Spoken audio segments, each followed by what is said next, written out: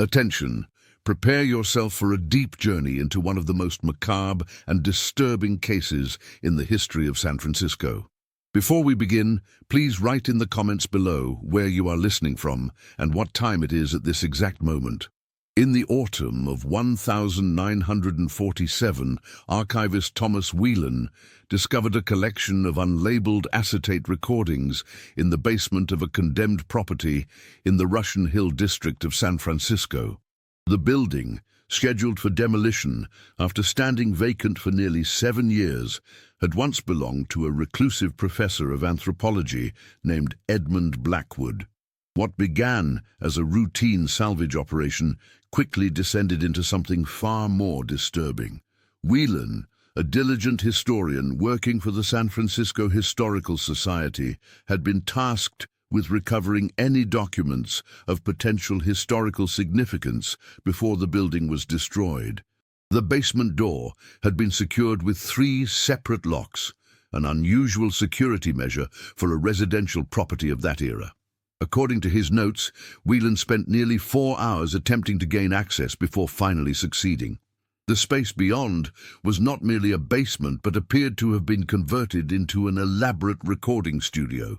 The walls were lined with acoustic padding, creating an environment of near-perfect sound isolation.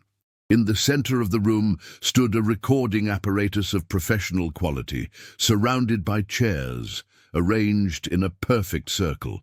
But it was the recordings themselves, nearly 78 in total, that would forever change the lives of everyone who came into contact with them. The first person to actually listen to the contents was sound engineer Harold Martinez, who had been contracted by the Historical Society to transfer the acetate recordings to a more stable medium. Martinez never completed the job. After working with the material for just 3 days, he abruptly terminated his contract and, according to his wife, refused to discuss the project with anyone. When pressed about his sudden withdrawal, Martinez would only say that some things were meant to remain unheard. This marked the beginning of what would become known among a small circle of academics as the Blackwood Collection, a series of recordings that documented something so profoundly disturbing that most who encountered them refused to acknowledge their existence. The Historical Society initially catalogued the collection, but within 6 months, all official records of its acquisition had been removed from their archives. The recordings seemed to have simply disappeared. For decades, the Blackwood Collection remained nothing more than an urban legend among archivists and historians specializing in early sound recording technology. Then, in the spring of 1966, a graduate student named Catherine Reynolds claimed to have located 3 of the original recordings while researching her dissertation on post-war occult movements in Northern California. What she found within those grooves would reignite interest in a case that many had worked very hard to forget. The Russian Hill neighborhood of 1940s San Francisco was known for its bohemian atmosphere and spectacular views of the bay. The 3-story Victorian that Edmund Blackwood called home had been in his family for generations, passed down from his grandfather, a shipping magnate who had made his fortune during the gold rush. Neighbors described Blackwood as intensely private, yet unfailingly polite. He taught cultural anthropology at the University of California with a special focus on comparative religious practices, particularly those involving ritualistic sound and music. His colleagues remembered him as brilliant but increasingly eccentric in the years leading up to his disappearance in 1940. According to university records, Blackwood had requested a sabbatical to conduct field research on what he described as acoustic rituals among isolated communities. The request was granted, but Blackwood never returned to his position, nor was any research from this period ever published. The property remained uninhabited until the city claimed it for unpaid taxes in 1947. Prior to his academic career, Blackwood had traveled extensively throughout South America and Asia, documenting religious practices that incorporated sound as a means of inducing altered states of consciousness. His published work was respected within academic circles, though some colleagues noted his growing preoccupation with what he termed threshold phenomena, experiences that existed at the boundary between ordinary and non-ordinary states of reality. During his final semester of teaching, several students reported that Blackwood had begun hosting evening gatherings at his home. These were initially described as academic discussions centered around his research, but gradually took on a more secretive nature. One former student who requested anonymity even decades later recalled being invited to what Blackwood called a listening session. The student attended only once and declined all future invitations, claiming the experience had been deeply unsettling, though they refused to elaborate further. The groups that gathered at the Blackwood home were small, never more than 12 individuals, and consisted primarily of graduate students and colleagues from various departments including physics, psychology, and music. They referred to themselves simply as the Circle. No formal membership records were ever discovered, but through interviews conducted in the 1960s, at least 9 regular participants were identified.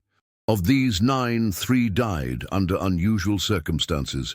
Between 1940 and 1942, 2 were committed to psychiatric institutions, 1 disappeared entirely, and the remaining 3 refused to discuss their involvement, even when granted anonymity. The quiet, affluent neighborhood provided perfect cover for whatever activities took place within those walls. Neighbors recalled occasional gatherings, but noted that they were always remarkably quiet for social events. No music could be heard from the street, no raised voices, no sounds of celebration. Only the arrival and departure of attendees marked these occasions. Some neighbors mentioned that the gatherings often coincided with astronomical events, solstices, equinoxes, and certain planetary alignments. One elderly resident, who had lived across the street since 1932, claimed that in the months before Blackwood's disappearance, visitors would arrive after midnight and leave before dawn, their faces obscured and their manner furtive. The same resident reported that on the night Blackwood was last seen, March 21, 1940, the spring equinox, a larger group than usual had gathered at the house. Unlike previous meetings, this one had produced a single sound that carried into the street, what the neighbor described as a perfect note, sustained for what seemed like minutes, neither human nor mechanical. After that night, no one ever saw Edmund Blackwood again. The investigation into Blackwood's disappearance was cursory at best. With the United States on the brink of entering World War II, local law enforcement had more pressing concerns than the whereabouts of an eccentric professor. The official report, located in 1963 by Catherine Reynolds, contains little more than basic information. Male, 47 years old, last seen at his residence on March 21, 1940. No signs of foul play. Case status: unresolved. What the report fails to mention is that when police finally entered the Blackwood residence in April 1940, they found the house in perfect order, with no indication of a hasty departure. Food remained in the icebox, clothes in the closets, and Blackwood's passport in his desk drawer. The only room that showed any disturbance was his study, where books and papers appeared to have been selectively removed. The basement, which would later be discovered to contain the recording studio, was not mentioned in the police report at all. Most curious was the statement from Blackwood's housekeeper, who arrived on the morning of March 22nd to find the house empty but undisturbed. According to her testimony, the only unusual element was a single chair positioned in the center of the living room with a metronome placed on the seat, still ticking. She turned it off and returned it to the piano room where it was normally kept. This detail was omitted from the official report, but appeared in her personal correspondence, which was donated to the Historical Society after her death in 1958. The metronome had been set to 60 beats per minute, precisely 1 beat per second. In the weeks following Blackwood's disappearance, Several members of the circle were questioned by police. All provided similar accounts. They had gathered for an academic discussion on the evening of March 20th, which had concluded around 10 o'clock, after which everyone, including Blackwood, had retired for the evening. None could explain his subsequent disappearance, and all denied any knowledge of his current whereabouts. With no evidence of crime, and a subject who was legally an adult with every right to vanish if he so chose, the investigation was quickly closed. The house remained untouched for 7 years, protected by a trust established in Blackwood's name. When the trust funds were finally exhausted, and property taxes went unpaid, the city seized the property. It was during the subsequent inventory that Thomas Whelan discovered the recordings that would become known as the Blackwood Collection. The discovery should have made headlines. A prominent academic with an apparent secret life, mysterious recordings found in a hidden studio, a disappearance never resolved. Instead, after an initial flurry of internal communications within the Historical Society, documented in their quarterly bulletin, all mention of the Blackwood Collection abruptly ceased.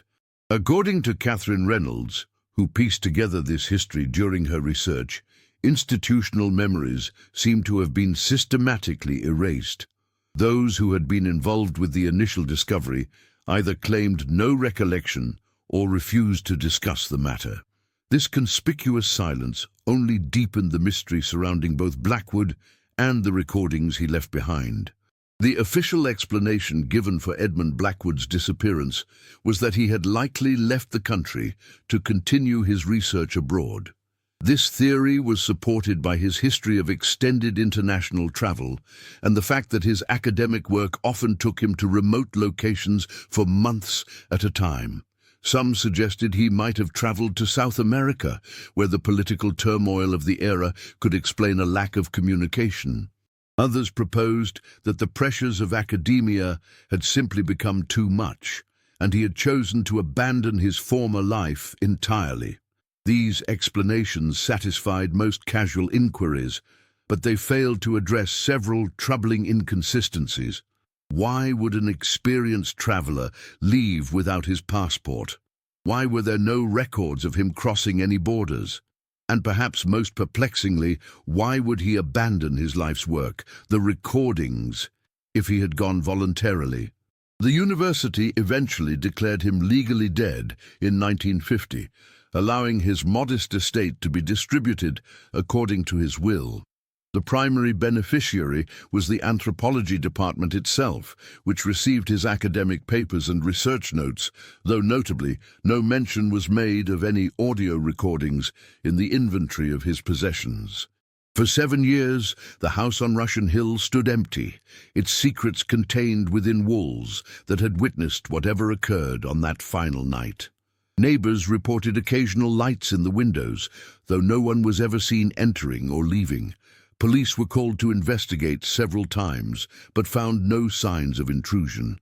The property gained a reputation for being haunted, though no specific incidents were ever documented beyond the unexplained lights. Local children began to dare one another to approach the house after dark, but few had the courage to actually touch the front door. Those who did reported nothing more supernatural than an unsettling silence that seemed to emanate from within. A quality of stillness that felt, as one brave 12-year-old described it in 1945, like the house was listening back. When Thomas Whelan first entered the house in August 1947, he noted in his journal that despite 7 years of abandonment, there was remarkably little dust. The furniture remained positioned exactly as it had been left, covered with sheets that appeared to have been placed with methodical care. The kitchen cabinets contained dishes that had been washed and put away. Books lined the shelves in perfect alphabetical order. The overall impression was not of a house that had been abandoned, but one that had been carefully prepared for a long absence, or perhaps a return that never came.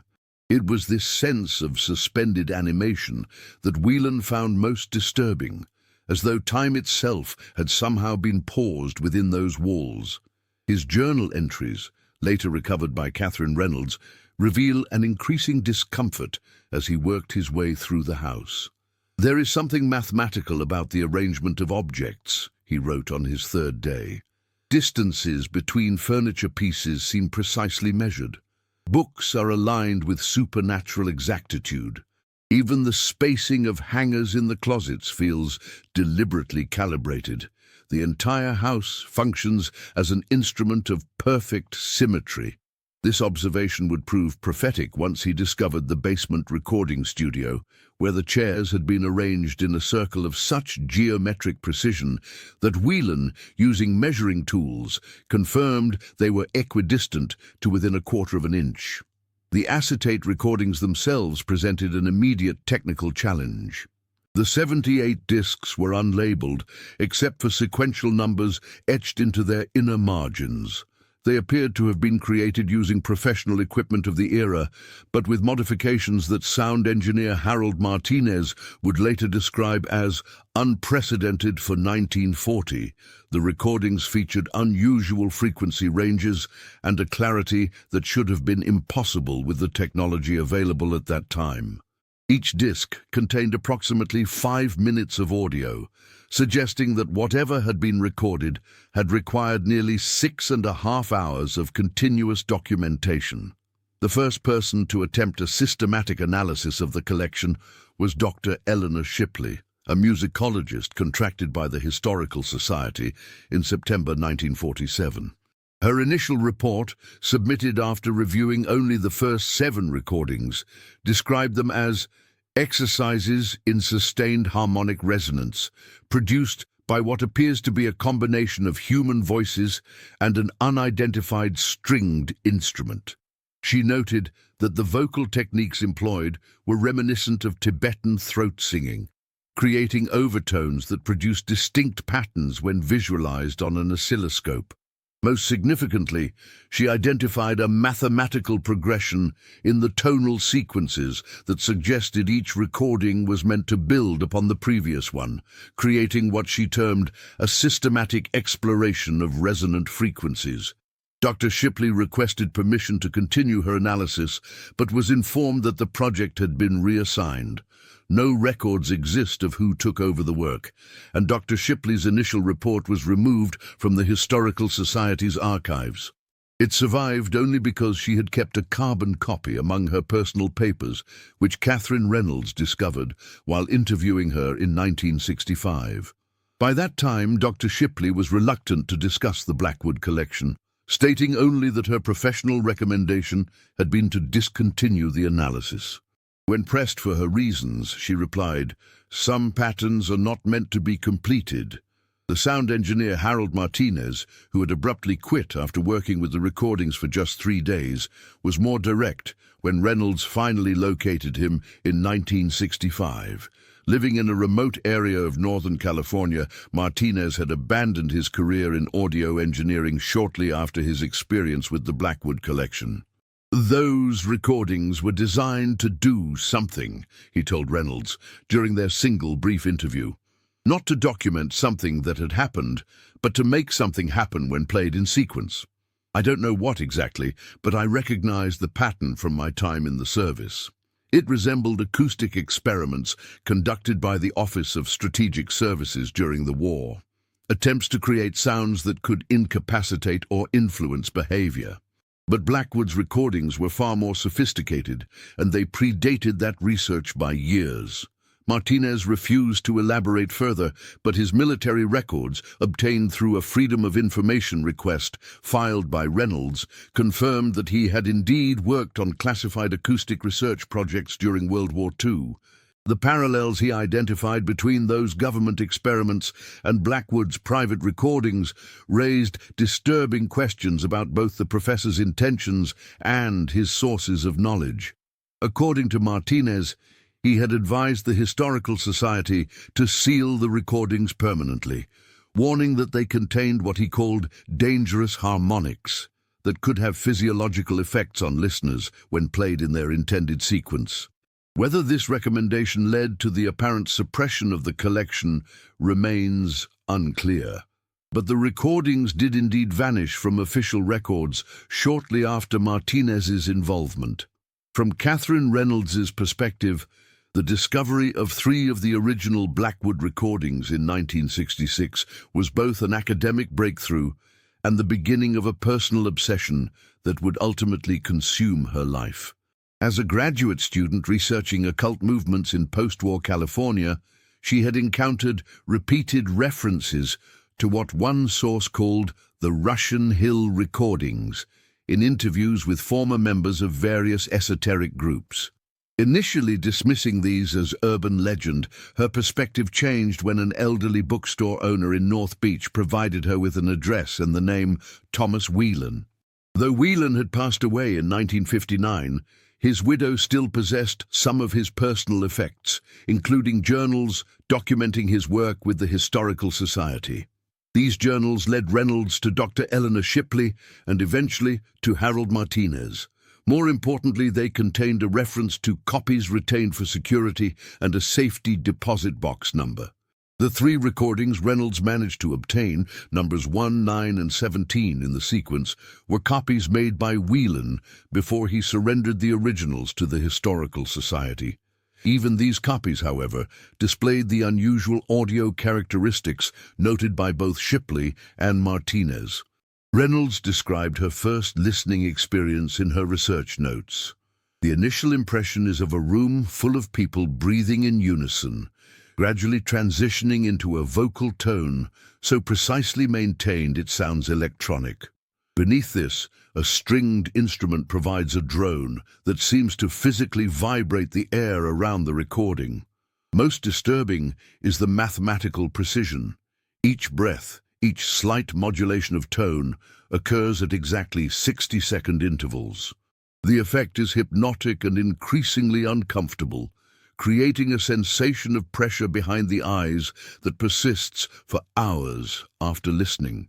Reynolds attempted to have the recordings analyzed using more advanced equipment available in 1966, but found an unusual reluctance among audio professionals to work with the material. 2 different engineers declined after hearing just minutes of the first recording, both citing technical difficulties, but refusing to elaborate. A third agreed to create a visual spectrogram, but refused to listen to the audio while doing so. The resulting images revealed patterns that, according to a mathematician Reynolds consulted, appeared to be self-similar across different scales, a property now recognized as fractal geometry, though that term would not be coined until years later. Reynolds's research took on new urgency when she managed to locate one of the surviving members of the Circle, a woman named Margaret Allen, who had been a graduate student in physics at the time of her involvement with Blackwood. Now living under a different name in Oregon, Allen agreed to a single interview on the condition that her current identity not be revealed. What she shared fundamentally altered Reynolds's understanding of what the Circle had been attempting. According to Allen, Blackwood had become convinced that consciousness itself was a vibrational phenomenon that could be manipulated through precisely calibrated sound. The Circle's listening sessions had begun as experiments in inducing altered states through sustained tones, but gradually evolved into something she called penetration attempts. When Reynolds asked what they were attempting to penetrate, Allen abruptly terminated the interview. Before leaving, however, she issued a warning that Reynolds noted verbatim in her journal. "If you have 3, don't look for the rest. 3 is already too many." They were designed to work in sequence, and even scattered fragments retain that function. Destroy what you have before they find their way back together. The recording sessions at the Blackwood House had begun innocently enough. In early 1938, Edmund Blackwood invited a small group of colleagues and advanced students to what he called acoustic meditation sessions, based on techniques he had observed during his research travels. Participants were introduced to breathing exercises synchronized to a metronome set at 60 beats per minute, 1 breath per second. These were combined with vocalization techniques designed to produce sustained tones. The sessions were intellectually framed as explorations of how different cultures use sound to alter consciousness, particularly in religious contexts. Margaret Allen, who joined the group in its second month, recalled that these early gatherings were formal but not ritualistic. Participants sat in ordinary chairs arranged in a loose circle in Blackwood's living room. No special clothing was worn, no oaths were taken, and anyone was free to leave at any time. Blackwood recorded these sessions using a portable phonograph, explaining that he was documenting their progress for his research. As months passed, however, subtle changes occurred. The circle of chairs became more precisely arranged. Blackwood introduced a stringed instrument of his own design, which he called a monochord, essentially a single string stretched over a resonating chamber, capable of producing a pure fundamental tone with minimal overtones. The breathing exercises became more rigorous, with participants working to synchronize not just their breath, but their heartbeats to the 60-beat rhythm. By early 1939, new elements had been introduced. Sessions now began exactly at sunset and concluded at precise astronomical times. Participants were assigned specific tones to maintain, creating harmonies that Blackwood claimed were derived from ancient mathematical proportions. Most significantly, the recording equipment became more elaborate. Blackwood installed multiple microphones around the circle and began using a modified acetate recording system that he claimed could capture frequencies beyond normal hearing range. Allen noted that around this time, the atmosphere of the group changed. Some members became intensely committed, while others grew uncomfortable and stopped attending. Those who remained began to report unusual experiences, vivid, shared dreams, sensations of presence in the room with them, and what Allen described as temporary dissociative states, in which participants would later have no memory of portions of the sessions. Blackwood explained these phenomena as expected outcomes of their work, evidence that they were successfully altering their consciousness through sound. By late 1939, the circle had been reduced to 12 dedicated members who now referred to their gatherings as transmissions rather than sessions. According to Allen, Blackwood had developed a theory that consciousness could be projected across what he called dimensional thresholds, through perfectly calibrated acoustic patterns sustained over time. The recordings were no longer documentation, but had become the purpose itself. Each session was designed to create a specific vibrational pattern that would be captured and preserved on acetate. Allen believed that Blackwood was attempting to create a complete sequence that, when played back in order, would reproduce whatever effect they were achieving during their sessions. In her final months with the group, she recalled Blackwood becoming increasingly fixated on a specific date, March 21st, 1940, the spring equinox, which he referred to as the optimal moment for penetration. The events of March 21st, 1940 remain largely unknown. What is certain is that Edmund Blackwood was never seen again after that night. According to police interviews, members of the circle claimed to have departed around 10 o'clock following a typical academic discussion. However, the neighbor across the street reported seeing visitors arrive much later, close to midnight, and described hearing the single sustained tone that carried into the street. No official investigation determined what occurred during those late hours, and those who might have known refused to speak of it. Margaret Allen, in her brief conversation with Catherine Reynolds 26 years later, would only say that she had not attended the final gathering, having withdrawn from the group weeks earlier due to what she called ethical concerns about the direction of the work. She did, however, reveal that Blackwood had been preparing for that specific night for months, describing it as the culmination of their efforts. She believed that the complete sequence of recordings was designed to be played back on that night, aligned with specific astronomical conditions that would somehow amplify their effect.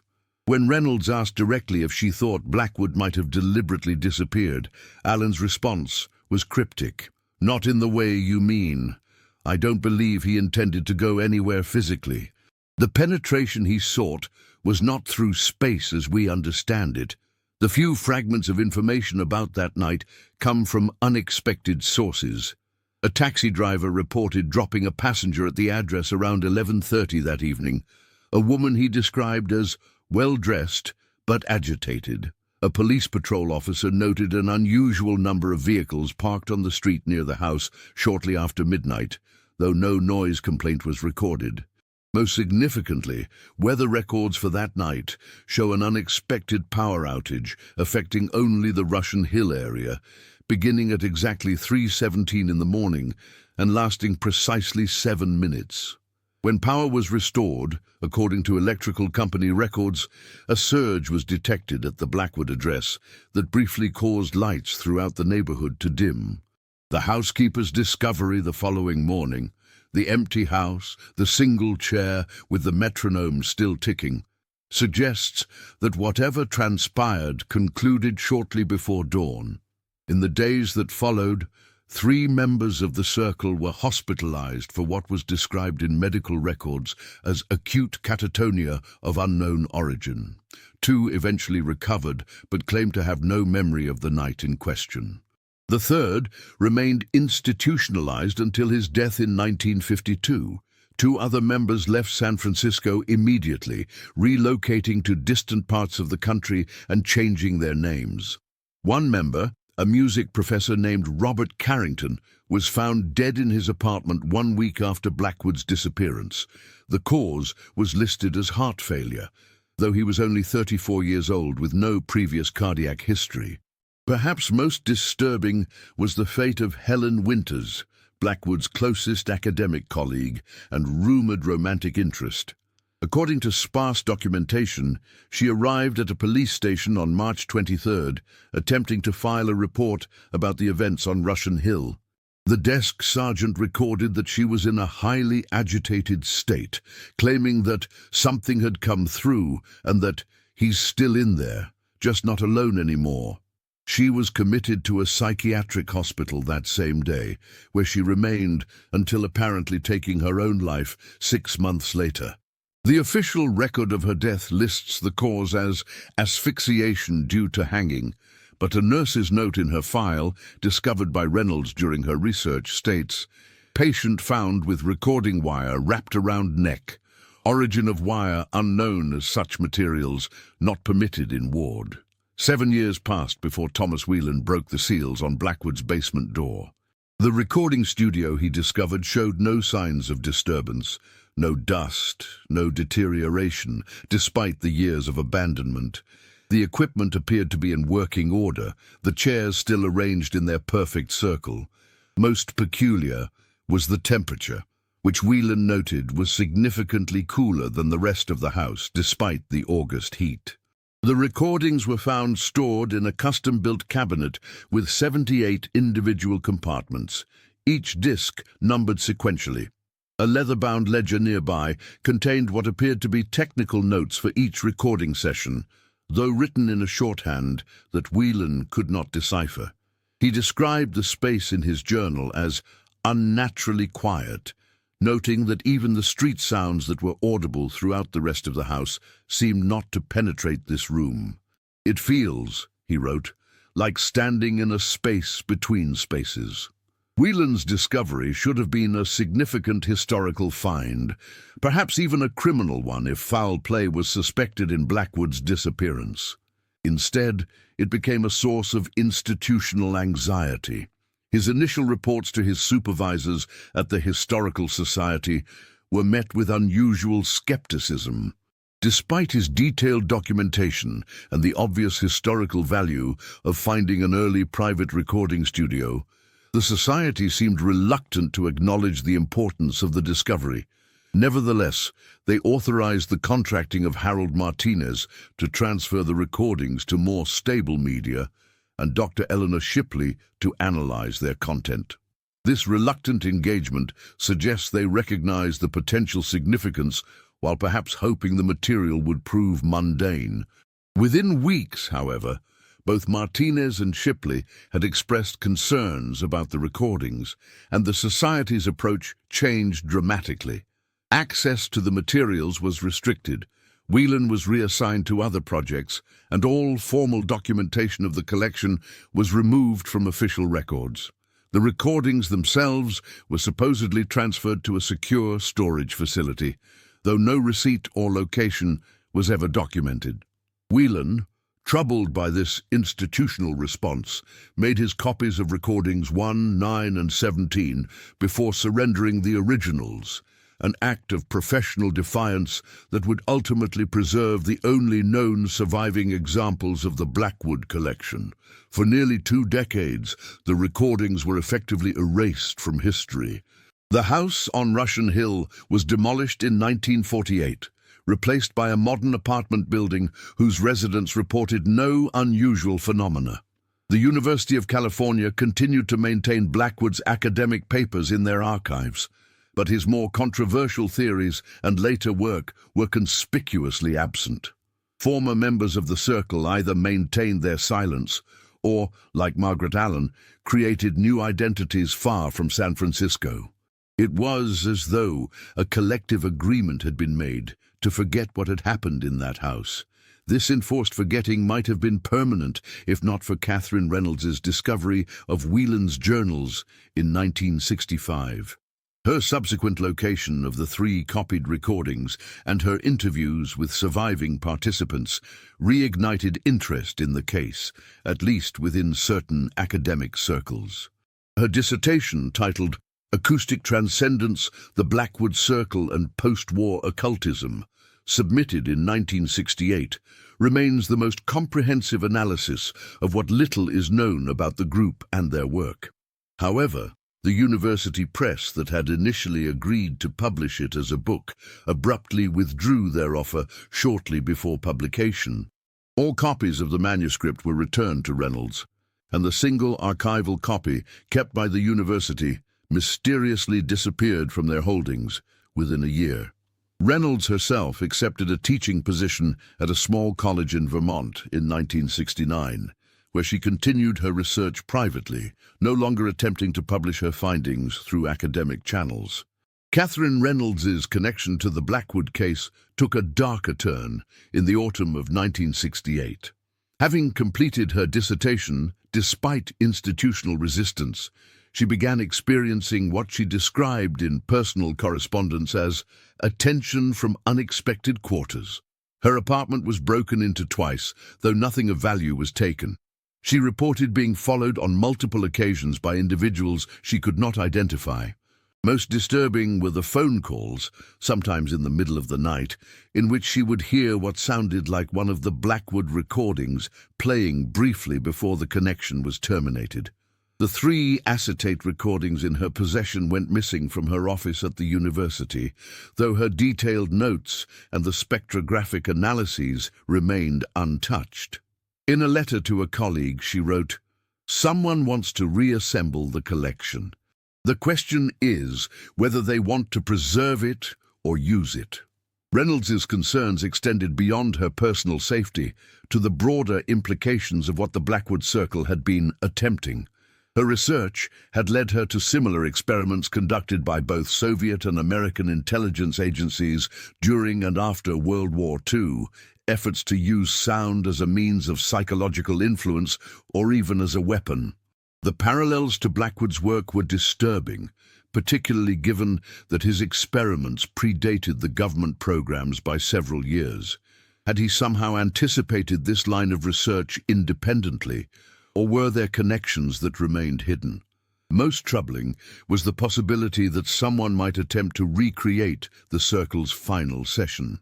Reynolds had determined that the spring equinox of 1940 had featured a rare astronomical alignment that would not recur for decades. However, she had identified another date, March 20th, 1969, when similar, though not identical, conditions would exist. In her final known writing on the subject, a journal entry dated January 15, 1969, she noted, If someone has been collecting the recordings, that date would present their first opportunity to attempt a recreation of whatever happened in 1940. I cannot determine whether the 3 recordings I had were removed to prevent such an attempt or to facilitate it. Reynolds abruptly resigned her teaching position in February 1969 and relocated without leaving a forwarding address. Attempts by colleagues to contact her in subsequent years proved unsuccessful. Her disappearance, while not as mysterious as Blackwood's, created another void in the historical record of the case. What remained were the fragments of information she had managed to uncover and the questions her research had raised. Was the Circle simply an academic experiment that evolved into an eccentric occult group? Or had they actually discovered something significant about the relationship between sound, consciousness, and what Blackwood had called dimensional thresholds? Were the recordings themselves dangerous, as Harold Martinez had claimed, or merely documentation of a failed experiment? Most importantly, where were the remaining 75 recordings, and who might have them now? These questions gained new relevance in the early 1970s when declassified government documents revealed extensive research into acoustic weapons and mind control techniques conducted throughout the 1950s and 60s. Some of these programs bore striking similarities to the techniques described in Blackwood's notes, raising the possibility that his work had not been as isolated as it first appeared. Whether through direct influence or parallel discovery, the patterns Blackwood had identified had apparently been replicated by others with more institutional resources and perhaps more concerning intentions. In 1972, an unexpected development occurred that briefly brought the Blackwood case back to limited public attention. A small independent record label specializing in experimental music released an album titled Transmissions, The Blackwood Sequence Reconstructed. The album claimed to contain recreations of 7 of the original Blackwood recordings, based on detailed analyses of acoustic patterns and the partial notes that had survived. The producer, who used only the pseudonym Resonant, included liner notes that presented a simplified version of the Blackwood story, framing it as an early experiment in what would later be called psychoacoustic music. The album received little mainstream attention but developed a cult following among enthusiasts of experimental sound. Music critics who reviewed it noted its unusual tonal qualities and the unsettling effect it had on listeners. One reviewer for an underground music publication wrote, "Unlike typical experimental music, which challenges through complexity or dissonance, these pieces disturb through their mathematical precision and the sensation of hidden patterns emerging at the threshold of perception. Listening feels like overhearing a conversation never meant for human ears." The record label received numerous inquiries about their source material, but maintained that the recreations were based solely on written descriptions and the few spectrographic analyses that had been published in obscure academic journals. However, certain acoustic properties of the recordings suggested access to more direct source material than publicly acknowledged. 3 months after the album's release, the record label's office suffered a fire that destroyed their master tapes and remaining inventory. The label ceased operations shortly thereafter, and Resonant was never publicly identified. Copies of the album became highly sought after by collectors, commanding extraordinary prices on the rare occasions they surfaced for sale. In 1975, a musicologist at Eastern Michigan University conducted an analysis of one such copy, comparing its acoustic patterns to the visual spectrograms that Catherine Reynolds had included in her unpublished dissertation.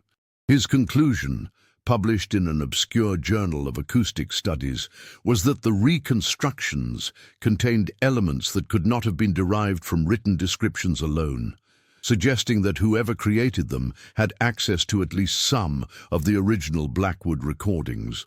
This analysis received little attention outside specialized academic circles, but it added another layer to the mystery surrounding the scattered fragments of the Blackwood collection. By the mid-1970s, most of those directly connected to the case had either died or disappeared from public view. The Historical Society maintained no official record of ever having possessed the recordings. The university archives contained Blackwood's earlier academic work, but nothing relating to his final years of research. Without Catherine Reynolds to continue investigating, the trail had effectively gone cold. Yet rumors persisted within certain communities. Academic researchers studying consciousness, collectors of obscure recordings, practitioners of experimental sound, that fragments of the Blackwood collection continued to circulate, passed from hand to hand like forbidden knowledge. Some claimed that certain governmental agencies had obtained the complete collection and kept it secured in classified archives. Others suggested that private collectors had assembled substantial portions of the sequence and occasionally played them in controlled settings.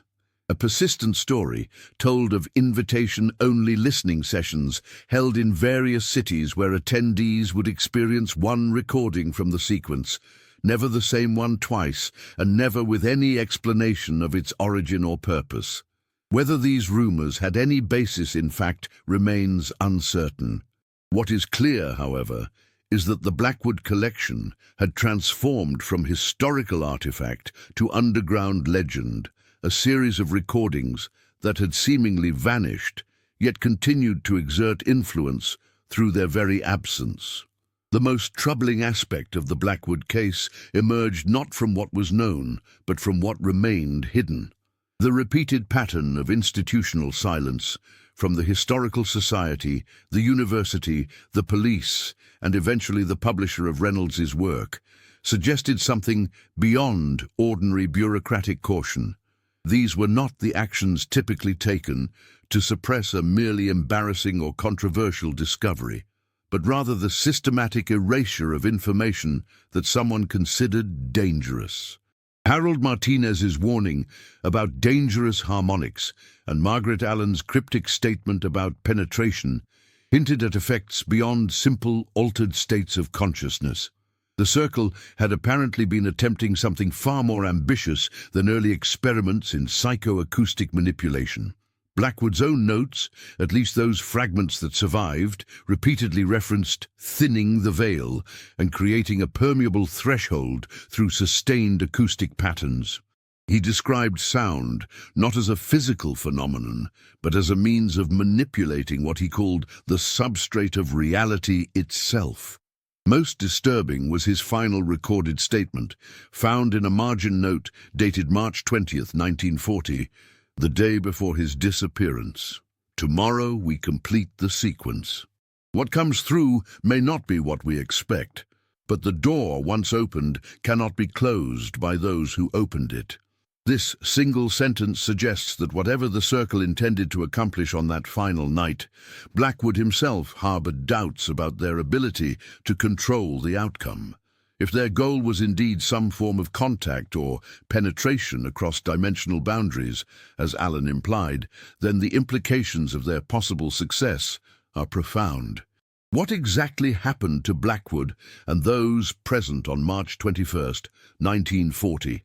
The scattered evidence points to some event significant enough to traumatize survivors, trigger institutional suppression, and produce a sustained effort to contain both the recordings themselves and information about them.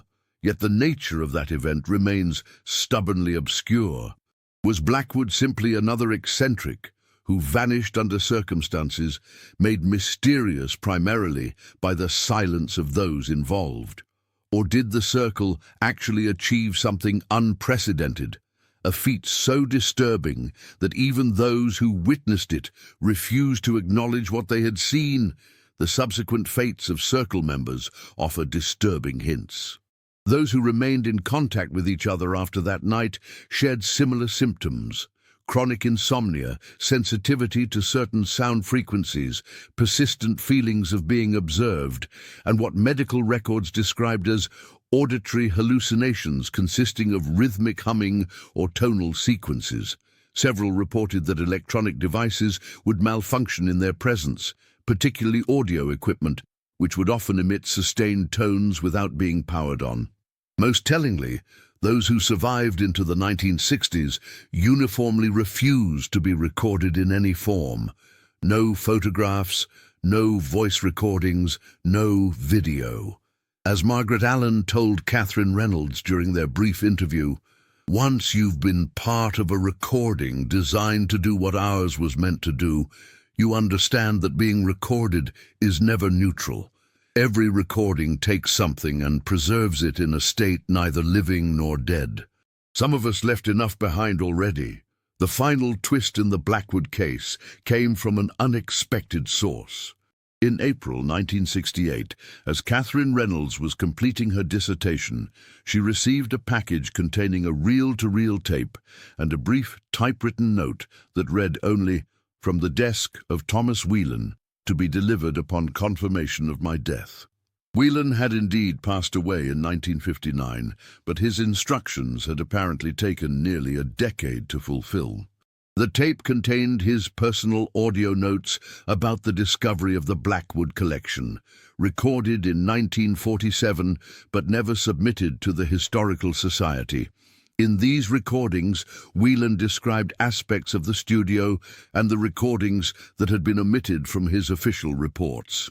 Most significantly, he detailed finding a journal hidden beneath the floorboards of the studio, a journal not included in the materials surrendered to the Historical Society. This journal, written in Blackwood's hand, contained what Whelan described as a theoretical framework for using synchronized sound to create what he termed resonant apertures in the fabric of perceived reality. Blackwood had apparently developed a mathematical model suggesting that consciousness itself was vulnerable to certain acoustic patterns, particularly when those patterns were experienced by multiple individuals simultaneously. The journal described the circle's work as an attempt to create a specific state of collective resonance that would enable perception of, and eventually interaction with, what Blackwood called adjacencies. Realities that existed alongside our own, separated only by differences in vibrational frequency. The most disturbing element of the journal, according to Whelan, was Blackwood's growing conviction that these adjacent realities were not empty or neutral spaces, but were themselves inhabited by some form of consciousness that had become aware of the circle's efforts to establish contact. In his final entries, Blackwood described sensing what he called attention from the other side of the threshold, a presence that seemed to be responding to their acoustic experiments by attempting to replicate and return their patterns. The journal's last entry, dated March 20th, 1940, expressed both triumph and apprehension. "We have established contact. Something is responding to our transmissions with patterns of its own, similar yet disturbingly different. Tomorrow, at the equinox, we will complete the final sequence with all participants present. The mathematics predict a temporary but complete dissolution of the barrier. What lies beyond will no longer be separated from what lies within." Whelan concluded his audio notes with a personal reflection that helps explain the institutional response to the discovery. "After reading the journal, I played the first recording again, listening more carefully. What I had initially perceived as human voices creating a sustained tone now seemed more complex. Beneath the surface sound was another layer, what I can only describe as a response to the human voices, mimicking their pattern, but with subtle variations that created a sensation of two distinct but interwoven presences. If this pattern exists in all 78 recordings, building as Blackwood described toward some culminating effect, then perhaps those who have suppressed this material had reason to do so. Some doors, once opened, cannot be easily closed again. Reynolds included a transcription of Whelan's audio notes in an appendix to her dissertation, but like the dissertation itself, this information never reached the public. Her subsequent disappearance in early 1969 effectively ended the last serious academic investigation into the Blackwood case. The whereabouts of Whelan's hidden journal, if it ever existed beyond his description, remain unknown. Equally unknown is the location of the 75 missing Blackwood recordings, assuming they still exist. The 3 that Reynolds briefly possessed have never resurfaced, and no authenticated original has been publicly available for analysis using modern technology. What remains are fragments, Whelan's audio notes, Reynolds's research, the spectrographic analyses, a few scattered memories from aging participants, and perhaps most tellingly, the persistent institutional silence that continues to surround the entire affair. This silence, maintained across decades and multiple organizations, may be the strongest evidence that whatever Edmund Blackwood and his circle were attempting, they came close enough to success to frighten those who came after. In the decades since Catherine Reynolds' disappearance, the Blackwood case has faded into obscurity, remembered primarily by specialist historians of acoustic research and enthusiasts of obscure mysteries. Yet occasionally, fragments surface that suggest the story continues beneath the surface of public awareness. In 1982, a researcher at the Massachusetts Institute of Technology published a paper on consciousness entrainment through acoustic patterning that referenced experimental data from a private collection of historical recordings, with properties remarkably similar to those described in Reynolds's analyses of the Blackwood materials. The paper was retracted within weeks of publication, and the researcher took an extended leave of absence, eventually relocating to a remote area of Alaska. In 1991, an elderly woman in Portland, Oregon, whose description matched that of Margaret Allen, died of natural causes in her home. Among her possessions, according to the estate sale listing, was a collection of antique recording equipment that was purchased by an unnamed private collector before the public sale began. Most intriguing was a brief news item from 2004, when renovation work on an academic building at the University of California uncovered a sealed room containing audio equipment dating from the 1930s and 40s. University officials described it as an early experimental sound lab of no particular historical significance. The equipment was removed and the space repurposed, with no further public comment. Are these incidents connected to the Blackwood collection, or merely coincidental echoes that resemble a pattern only because we are looking for one? Without access to the original recordings or the complete documentation of the Circle's work, it remains impossible to evaluate the true significance of what occurred in that house on Russian Hill. Perhaps the recordings were exactly what Harold Martinez warned they might be, a sequence designed to produce specific neurological and psychological effects when experienced in the proper order. If so, their suppression could be justified as a precaution against potentially harmful acoustic technology. Or perhaps, as Whelan's hidden journal suggested, they were something far stranger, an attempt at technological transcendence that may have succeeded in ways their creators never anticipated. Most of those who might have provided answers are now gone. Edmund Blackwood, if he is indeed dead, has been so for over 80 years.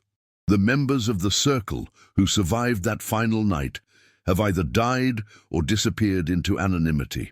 Thomas Whelan, Harold Martinez, Eleanor Shipley, and Catherine Reynolds, all those who directly encountered the recordings and recognized their significance, have likewise passed beyond our ability to question them.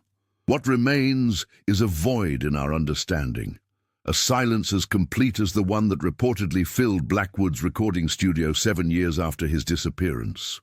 Perhaps that silence itself is the most appropriate memorial to whatever was achieved or encountered on that spring equinox in 1940.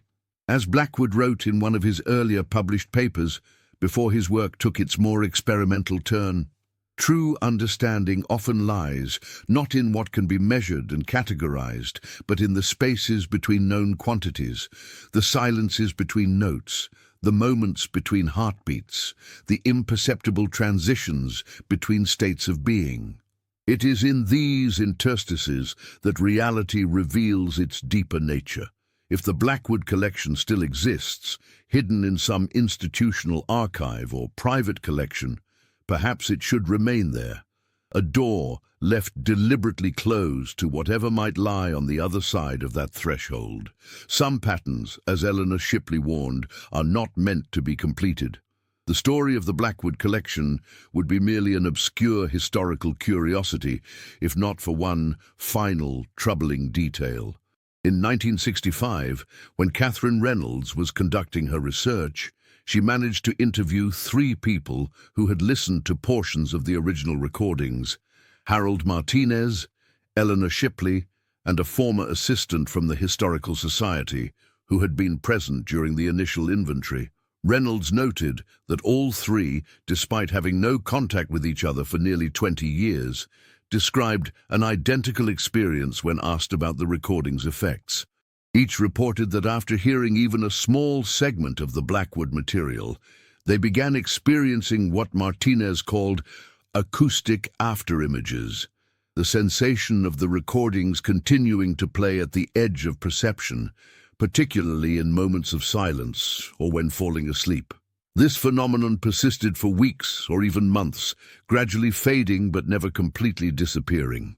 Most disturbing was their shared conviction that these after-images were not simply neural echoes or psychological impressions, but something more active, what Shipley described as the sound reaching backward through memory.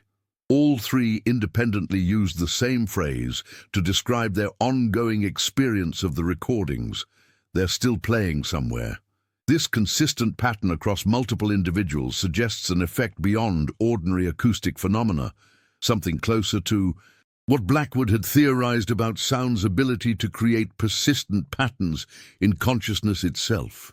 All 3 also reported an increased sensitivity to certain sound frequencies and patterns, as though their auditory processing had been permanently altered by exposure to the recordings. If mere fragments of the recordings could produce such effects, what might the complete sequence accomplish? And if the recordings themselves function as Blackwood intended, as a means of opening a permeable threshold between states of reality, then perhaps those who created and suppressed them were correct to treat them not as ordinary acoustic artifacts, but as functional technology with unpredictable consequences.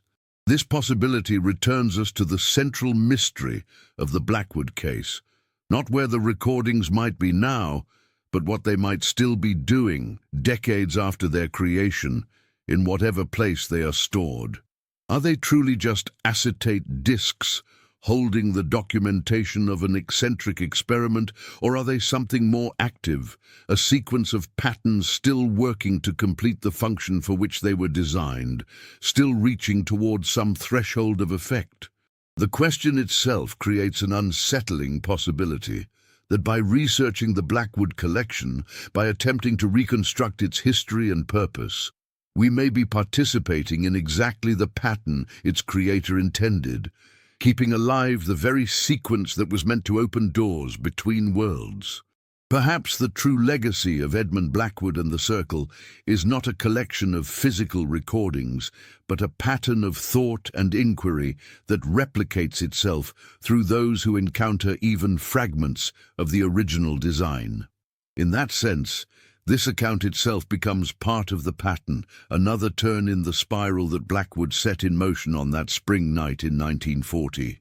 For those who have followed this narrative to its conclusion, the question remains: in learning about the Blackwood collection, have you too become part of its sequence? In the silence that follows these words, listen carefully. That humming you might perceive at the edge of hearing, is it merely the ambient sound of your surroundings, or something else, something responding to patterns now established in your own consciousness? As Margaret Allen warned Catherine Reynolds nearly 60 years ago, If you have heard even a portion of the sequence, you have already begun to participate in it. The patterns recognize themselves across time and distance. They find their way back together. Perhaps, in the end, that is what the Blackwood Collection truly is. Not 78 physical recordings, but a pattern that perpetuates itself through those who encounter it, gradually reassembling its complete form not in grooves on acetate discs, but in the collective consciousness of all who have heard its fragments or even learned of its existence. Listen carefully to the silence. Something might be listening back.